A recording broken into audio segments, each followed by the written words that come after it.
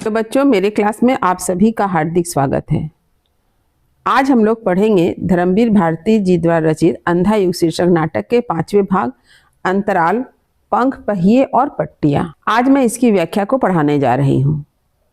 आज इस भाग को पढ़ाने से पहले मैं आप लोगों को यह बता देना चाहती हूँ, अंधा युग नाटक से संबंधित कुछ वीडियो मेरे चैनल पर पहले ही अपलोड हो चुका है और उन सभी वीडियो का लिंक आपको डिस्क्रिप्शन बॉक्स में मिल जाएगा। मैंने इस नाटक से संबंधित प्लेलिस्ट भी तैयार कर दिया है, तो डिस्क्रिप्शन बॉक्स चेक करना ना भूलें। चलिए आरंभ कर रही हूँ अंधा युग नाटक के 5वें भाग को, जिसका शीर्षक है अंतराल, पंख, पहिए और पट्टियां।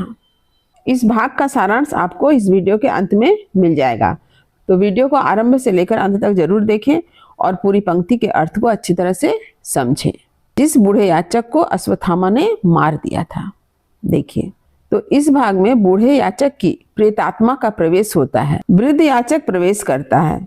स्टेज पर मकड़ी के जाले जैसी प्रकाश रेखाएं और कुछ कुछ प्रेत लोक सा वातावरण।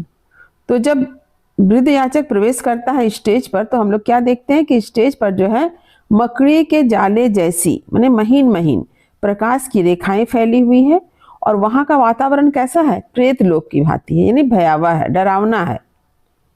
पहले मैं झूठा भविष्य था, वृद्ध याचक था, अब मैं प्रेतात्मा हूं। अश्वत्थामा ने मेरा वध किया था।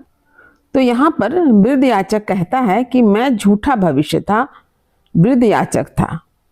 कहने का तात्पर्य यह है कि वृद्ध याचक ने ही पहले दुर्योधन के बारे में यह भविष्यवाणी की थी कि दुर्योधन की जीत होगी, लेकिन ऐसा नहीं हुआ, परंतु उसकी भविष्यवाणी गलत हो गई। दुर्योधन युद्ध में हार गया। तो यहाँ पर वही बात बताना चाह रहा है कि वह जो है पहले झूठा भविष्य था, वृद्ध याचक था, परंतु बनने के बाद प्रेतात्मा बन गया है। अश्वत्थामा ने मेरा वध किया था, और उसका वध किसने किया था? अश्वत्थामा ने किया था। तो यह जो प्रेतात्मा है, ये जो बूढ़ा याचक है, वह प्रेत लोक में एक स्थान पर खड़े होकर क्या कर रहा है? पूरी दुनिया को देख रहा है, पूरे संसार को देख रहा है। और वहां पर उसे पूरी दुनिया कैसी लग रही है? जीवन एक अनवरत प्रवाह है, लगातार बहने वाला। जैसे नदी हमेशा आगे बहती है, ठीक उसी तरह से उसे भी लगता है कि जीवन जो है एक लगातार आगे बढ़ने वाला एक प्रवाह है। और मौत ने मुझे बांह पकड़कर किनारे खींच लिया है। और उसका कहना है कि मौत यानी मृत्यु ने क्या किया है?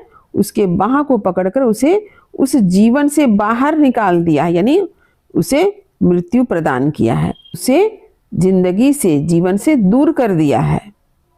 और मैं तटस्थ रूप से किनारे पर खड़ा हूं। और आज वह क्या है? जिंदगी से दूर, मृत्यु के बाद जो है वह क्या कर रहा है? जीवन रूपी नदी के किनारे तटस्थ रूप से, यानी उसे अब किसी से भी मतलब नहीं है, और वह तटस्थ होकर किनारे पर खड़ा है। और क्या कर रहा है? वह इस संसार को देख रहा है। यह युग का अंधा समुद्र है। और वह क्या देखता है कि यह युग क्या है? एक अंधे समुद्र की भांति है, चारों ओर से पहाड़ों से घिरा हुआ और दर्रों से, गुफाओं से उमड़ते हुए भयानक तूफानों चारों ओर से उसे मथ रहे हैं। वह यह देख रहा है कि यह संसार जो है एक समुद्र की तरह है। यह संसार क्या है? एक समुद्र की तरह है, जहां पर चारों तरफ हिंसा, भ्रम फैला हुआ है। ये जो भयानक तूफान क्या है? यही तो है, हिंसा, भ्रम, उथल पुथल। यहाँ पर क्या देखते हैं? भ्रम देखते हैं, हिंसा देखते हैं, और चारों तरफ उथल पुथल भी मची हुई है। हर जगह हिंसा फैला हुआ है। यहाँ पर क्या करें? उसे मथ रहे हैं, यानी उसका मंथन कर रहे हैं। और उस बहाव में मंथन है, गति है। यहाँ पर वृद्ध याचक कह रहा है कि यह दुनिया एक ऐसा समुद्र है जिसके बहाव में भी क्या दिखाई देती है? मंथन भी दिखाई देती है और गति भी है, किंतु नदी की तरह सीधी नहीं है। परंतु जिस तरह से नदी सीधी आगे बढ़ती है, यहाँ कुछ ऐसा नहीं है, क्योंकि यहाँ तो जटिलता है, यहाँ पर षड्यंत्र है। बल्कि नागलोक के किसी गह्वर में सैकड़ों केंचुल चढ़े अंधे सांप एक दूसरे से लिपटे हुए, आगे पीछे, ऊपर नीचे। और वृद्ध याचक यह कहता है कि यह संसार कैसा है? नागलोक के किसी गह्वर की तरह। हम लोग सभी क्या जानते हैं कि नाग यानी सांप कहाँ रहता है? किसी गड्ढे में निवास करता है। तो वही कहा है कि नागलोक के किसी गड्ढे में जैसे सैकड़ों केंचुए और अंधे सांप क्या किए हैं, आगे पीछे ऊपर नीचे एक दूसरे को जकड़े हुए हैं। यहाँ पर बताया जा रहा है कि संसार की गति नदी की तरह सीधी नहीं है, यहाँ पर बहुत सारी जटिलताएं हैं, उलझने हैं, समस्याएं हैं, किसी का भी समाधान यहाँ मिलता। टेढ़े मेढ़े रेंग रहे हों उसी तरह सैकड़ों धाराएं उपधाराएं अंधे सांपों की तरह बिलबिला रही है। तो यहाँ पर यह बतलाया गया है कि तो इस संसार में कुछ प्राणी ऐसे हैं जो अपने अहंकार और स्वार्थ में डूबे हुए हैं। इन्हें कहा गया है सांप और केंचुआ, जो एक दूसरे से लिपटे हुए हैं। वे क्या कर रहे हैं, अपनी ईर्ष्या, द्वेष और बदले की भावना के कारण एक दूसरे में उलझे हुए हैं। जो सैकड़ों धाराएं उपधाराएं क्या है, यही स्वार्थ की भावनाएं हैं, द्वेष की भावनाएं हैं, जो एक दूसरे से उलझी हुई है और अंधे सांपों की तरह बिलबिला रही है। और क्या है ये, इसकी स्थिति कैसी, एक अंधे सांप की तरह है। ये एक दूसरे को ही नष्ट कर देना चाहते हैं। ऐसा यह अंधा समुद्र और यह संसार जो है इसी तरह एक अंधा समुद्र की तरह है। और इसे ही हम क्या कहते हैं, भव प्रवाह यानी संसार की धारा या परंपरा कहते हैं। और कुछ सफेद केंचुल ऊपर तैर आए हैं। सफेद केंचुल का क्या अर्थ होता है, केंचुल का अर्थ होता है सांप के द्वारा छोड़ी गई झिल्लीदार खोली। तो यहाँ पर सफेद केंचुल किस अर्थ में है, विनाश के बाद जो बचे हुए अवशेष के अर्थ में है। ये जो संसार एक अंधा समुद्र है जहाँ हम अहंकार और स्वार्थ की लड़ाई देखते हैं और वहां पर हमें क्या दिखाई देता है, विनाश, और उस विनाश के बाद कुछ अवशेष। इसी अवशेष को यहाँ पर सफेद केंचुल कहा गया है। सफेद पट्टियां गांधारी की आंखों पर है, सैनिकों के जख्मों पर है। यहाँ पर बताया जा रहा है कि सफेद पट्टियां, ये पट्टियां किस तरह की है, सच को ढक लेने वाली पट्टियां। ये किसकी आंखों पर है, गांधारी की आंखों पर है और सैनिकों के जख्मों पर है। कहने का तात्पर्य यह है कि सच को ढक लेने वाले धोखे और मनुष्य की आंखों पर पड़ी हुई स्वार्थ की पट्टियां। तो सफेद पट्टियां किस अर्थ में प्रयोग है, सच को ढक लेने वाले धोखे और मनुष्यों की आंखों पर पड़ी हुई स्वार्थ की पट्टियां, इसका यह प्रतीक है। मैंने अपनी प्रेत शक्ति से सारे प्रवाह को, कथा की गति को बांध दिया है। तो मैंने कौन है, मैंने है वृद्ध याचक, जिसने अपनी प्रेत शक्ति से, मंत्र शक्ति से क्या किया है, कथा की गति को क्या किया है, यानी कहानी की गति को वो बांध दिया है, रोक दिया है, ताकि और सब पात्र अपने स्थान पर स्थिर हो गए हैं। क्यों बांध दिया, ताकि सभी पात्र जो है अपने स्थान पर स्थिर हो सके। उन सभी पात्रों को एक जगह पर स्थिर करके वह उसके भीतर झांक कर क्या करता है, मन के विचारों को पढ़ना चाहता है। किस कारण उसने ऐसा किया है कि मैं चीर फाड़ करके हर एक की आंतरिक असंगति समझना चाहता हूँ। ये हैं वे पात्र मेरी मंत्र शक्ति से परिचालित वे छाया रूप में आते हैं। और वह कहता है कि वह अपनी मंत्र शक्ति के द्वारा सभी पात्रों को क्या किया है, स्थिर कर दिया है। प्रत्येक पात्र के मन के भीतर छिपे हुए विचारों और अनुभवों को वह जानना और समझना चाहता है। यही कारण है कि वे सभी पात्र बूढ़े याचक के मंत्र शक्ति से बंध कर क्या करते हैं, मंच पर उपस्थित होते हैं। किस रूप में, छाया के रूप में। युत्सु, विदुर और संजय यांत्रिक गति से मंच के आर पार मंत्र मुग्ध से आते हैं और फिर वृद्ध के पीछे एक पंक्ति में खड़े हो जाते हैं। फिर एक एक करके आगे बढ़कर बोलते हैं और फिर पीछे अपने स्थान पर चले जाते हैं। तो मंच पर कौन आता है, युत्सु, विदुर और संजय।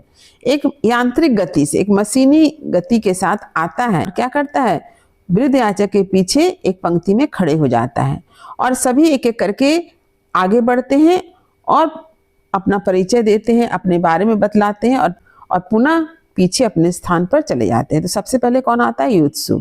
मैं हूँ युत्सु। युत्सु जो है पहले आके अपना परिचय देता है और वह क्या कहता है, मैं उस पहिए की तरह हूँ जो पूरे रथ के दौरान रथ में लगा था, पर जिसे अब लगता है कि वह गलत धुरी में लगा था और मैं अपनी उस धुरी से उतर गया हूँ। तो युत्सु जो है अपना परिचय देता है कि वह किस रूप में था, एक पहिए की तरह था। जैसे युद्ध में रथ चलता है तो रथ को कौन आगे ले जाता है, पहिया। परंतु उसे यह एहसास होता है कि वह पहिए की तरह तो था लेकिन वह गलत धुरी में लगा था। यानी युत्सु ने पांडवों का साथ दिया था और पांडवों के साथ मिलकर उन्होंने कौरव के विरुद्ध लड़ा था। परंतु युद्ध की समाप्ति के बाद क्या होता है, जब वह कौरव नगरी पहुंचता है तो माता गांधारी उसके प्रति क्या, उपेक्षा और घृणा की दृष्टि रखती है। उसे माता गांधारी की उपेक्षा और घृणा सहनी पड़ती है। इसलिए उसे लगता है कि उसने पांडवों का साथ देकर बहुत बड़ी गलती की है। इसलिए वह कहता है कि वह गलत धुरी में लगा था और आज वह उस धुरी से उतर गया और मैं अपनी उस धुरी से उतर गया हूँ और उसे आज अपनी गलती का एहसास होता है। इसके बाद संजय अपना परिचय देता है, मैं संजय हूँ जो कर्म लोक से बहिष्कृत दो बड़े पहियों के बीच लगा हुआ हूँ। एक छोटा निरर्थक शोभा चक्र हूँ जो बड़े पहियों के साथ घूमता है पर रथ को आगे नहीं बढ़ाता, न धरती ही छू पाता है, और जिसके जीवन का सबसे बड़ा दुर्भाग्य यह है कि वह धुरी से उतर भी नहीं सकता है। संजय जो है खुद को रथ के शोभा चक्र के समान बताते हैं जो निरर्थक क्या है, पहिए के साथ घूमता है, बड़े पहिए के साथ घूमता है, लेकिन वह रथ को आगे नहीं ले जा पाता है, ना ही वह धरती को ही छू पाता है, ना जमीन को छू पाता है। यानी जो कुछ भी हो रहा है वह न तो उसे बदल सकता है, ना ही उससे दूर जा सकता है। इसलिए संजय यहाँ पर अपनी असहाय दशा को बतलाता है कि जिसके जीवन का सबसे बड़ा दुर्भाग्य यह है कि वह धुरी से उतर भी नहीं सकता है। यानी यह उसके जीवन की सबसे दयनीय स्थिति है, यह उसका सबसे बड़ा दुर्भाग्य है कि वहां वह धुरी से भी उतर नहीं सकता, यानी वह उस स्थान को छोड़कर वह जा भी नहीं सकता है। इसके बाद विदुर अपना परिचय देता है, मैं विदुर हूं, कृष्ण का अनुगामी, यानी कृष्ण के विचारों को मानने वाला, उसके पीछे पीछे चलने वाला भक्त और नीतिज्ञ, यानी भक्त श्री कृष्ण का भक्त और नीति नियमों का पालन करने वाला। पर मेरी नीति साधारण स्तर की है, परंतु उनका ज्ञान, उनकी नीति कैसी है, साधारण तबके की है, साधारण स्तर की है। पर युग की सारी स्थितियां असाधारण है, परंतु इस संसार की जो सारी स्थितियां हैं, संसार की जो सारी नीतियां हैं, ये किंतु असाधारण है, वह साधारण नहीं है। और अब मेरा स्वर संशयग्रस्त, यही कारण है कि उनकी नीति अब किसी काम की नहीं है। अब वे जो कुछ भी कहते हैं उसमें उन्हें विश्वास नहीं है, इसलिए कह रहे हैं कि अब मेरा स्वर संशयग्रस्त है। संशयग्रस्त है, संदेह से भरा हुआ है, क्योंकि लगता है कि मेरे प्रभु उस निकम्मी धुरी की तरह हैं जिसके सारे पहिए उतर गए हैं और जो खुद घूम नहीं सकती है। और वे कहते हैं कि जिस श्री कृष्ण को, यानी मेरे प्रभु कौन है, श्री कृष्ण को वे अपना भगवान मानते थे, उनकी स्थिति आज कैसी है, एक निष्क्रिय धुरी की तरह है जिसके सारे पहिए जो है धरती पर उतर गए हैं और वह धुरी बिना पहिए के घूम ही नहीं सकती है। पर संशय पाप है और मैं पाप नहीं करना चाहता। इसके साथ ही साथ वे बतलाते हैं कि श्री कृष्ण के द्वारा बताए गए मार्ग पर संदेह करना क्या है, पाप है, और वह पाप करना नहीं चाहता है। नेपथ्य में घंटियों की ध्वनि और एक मोर पंख उड़ता हुआ स्टेज पर गिरता है।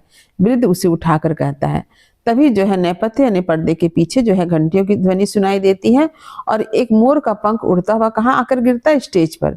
वृद्ध याचक उसे उठा लेता है, यह क्या है, मोर पंख, और वह मोर पंख को उठाकर देखता है कि यह क्या है। गांधारी को आश्वासन देकर हस्तिनापुर से लौटते हुए कृष्ण के किरीट से लगता है यह पंख गिर पड़ा है। आश्वासन माने दिलासा और किरीट का अर्थ होता है मुकुट। तो वृद्ध याचक का कहना है कि ऐसा प्रतीत होता है कि गांधारी को आश्वासन देकर, दिलासा देकर श्री कृष्ण कहाँ हस्तिनापुर से लौट रहे हैं और लौटते हुए ही उनके मुकुट से यह पंख गिर पड़ा है। सुनकर, हाँ यह उन्हीं के रथ की घंटियां हैं, और वह रथ की घंटियों को सुनकर कहता है कि हाँ यह श्री कृष्ण के रथ की घंटियां हैं, रोक लो उनका रथ। पुनः वह सवाल करता है कि क्या उन्हें कृष्ण के रथ को रोक लेना चाहिए, जैसे रोक दिया है प्रवाह मैंने कथा का। जिस तरह से मैंने कथा के प्रवाह, कथा की गति को रोक दिया है, उसी तरह से मुझे क्या श्री कृष्ण के रथ को भी रोक लेना चाहिए। सम्मोहन की असफल चेष्टा। अब वहां पर वह सम्मोहन यानी कथा को बांधने का जो उपाय करता है, जो सम्मोहित करके रखा है उन्होंने युत्सु, विदुर और संजय को, उसकी वह असफल चेष्टा करता है।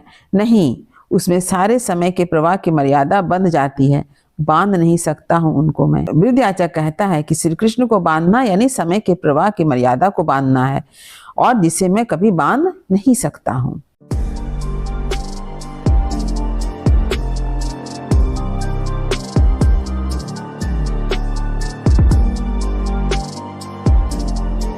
नहीं है। दूसरे रथ की ध्वनि, और तभी जो है एक दूसरे रथ की ध्वनि सुनाई देती है। दूसरे रथ की ध्वनि, हाँ दूसरा रथ जिसकी गति को मैं तो क्या कृष्ण भी रोक नहीं पाए हैं। यह रथ है मेरे बधिक अश्वत्थामा का, कौवे के कटे पंख सी काली रक्तरंगी घृणा है, भयानक उसकी अदम्य। यहाँ पर जो रथ की आवाज सुनाई देती है, रथ की ध्वनि सुनाई देती है, तो वृद्ध याचक कहता है कि यह दूसरा रथ किसका है, यह है बधिक अश्वत्थामा का। बधिक यानी हत्यारा, जिसने वृद्ध याचक की हत्या की। वह कहता है कि उसकी गति को वृद्ध याचक क्या, भगवान श्री कृष्ण भी नहीं रोक पाए हैं। उसके हृदय में घृणा भरी हुई है, जो कौवे के कटे पंख सी काली है, रक्त से सनी हुई है। अदम्य भयानक घृणा उसके हृदय में समाई हुई है। मोर पंख उससे हारेगा या जीतेगा? और वह कहता है कि मोर पंख यानी श्री कृष्ण उससे हारेंगे या जीतेंगे? जीत किसकी होगी? घृणा के उस नए कालिए नाग का दमन अब क्या कृष्ण कर पाएंगे? और वह कहता है कि जिस प्रकार से श्री कृष्ण ने एक बार कालिया नाग को अपने वश में किया था, उसका दमन किया था, ठीक उसी तरह से भगवान श्री कृष्ण क्या पुनः अश्वत्थामा रूपी कालिया नाग पर जीत हासिल कर पाएंगे? रथ की ध्वनियां तेज होती है और रथ की आवाज जो है और तेज होती सुनाई देती है। रथ बढ़ते जाते हैं और रथ जो है आगे बढ़ता जाता है। मैं हूँ असक्त, मैं मतलब वृद्धयाचक। वृद्धयाचक कहता है कि मैं असक्त हूँ, शक्तिहीन हूँ। कथा की गति अब मेरे बांधे नहीं बंधती है। और वह कहता है कि अब मेरे अंदर यह शक्ति नहीं है कि मैं कथा की गति, कहानी की गति को मैं बांध सकूं। कृष्ण का रथ पीछे छूट जाता है अंधियारे में। वह देखो अश्वत्थामा का रथ पांडव शिविर में पहुंच गया। वह कहता है कि जिस समय श्री कृष्ण गांधारी को सांत्वना देने के लिए कौरव नगरी गए थे, उसी समय अश्वत्थामा कहाँ पहुंच जाता है? पांडव शिविर में। क्यों पहुंचता है? पांडव कुल का नाश करने के लिए। आह, यह है कौन? विराटकाय दैत्य पुरुष अंधकार में अश्वत्थामा के सम्मुख काली चट्टानों सा पड़ा हुआ। जिसमें अश्वत्थामा पांडव शिविर पहुंचता है, उसमें पांडव शिविर के बाहर एक विशालकाय दैत्य पुरुष जो है काली चट्टान की भांति उस अंधकार रात्रि में क्या करता है? अश्वत्थामा का रास्ता रोकता है। और यह विराट दैत्याकार पुरुष कौन है? भगवान शिव हैं। इस तरह घबराकर हथेलियों से आंखें बंद कर लेता है, जैसे वह बहुत कुछ भयानक देख रहा है। नेपथ्य से भयानक गर्जन। और इसके बाद जो है वृद्धयाचक जो है भय से आंखें बंद कर लेता है। लगता है जैसे उसकी आंखों के सामने कोई भयानक दृश्य चल रहा हो। तभी पटाक्षेप होता है, यानी पर्दा गिरता है। तो यहाँ पर यह भाग समाप्त होता है। उम्मीद करती हूँ कि आपने व्याख्या को अच्छी तरह से समझ लिया होगा। यदि कहीं कुछ समझने में दिक्कत हुई हो तो कमेंट अवश्य करें, वीडियो को लाइक करें और सभी पढ़ने वाले विद्यार्थियों में शेयर करना ना भूलें। जो बच्चे मेरे चैनल पर नए हैं, वे चैनल को सब्सक्राइब जरूर कर लें, ताकि हर नई वीडियो का नोटिफिकेशन आपको समय समय पर मिल सके। तब तक पढ़ते रहिए, जीवन में आगे बढ़ते रहिए। मेरी शुभकामनाएं आप सभी बच्चों के साथ है। धन्यवाद।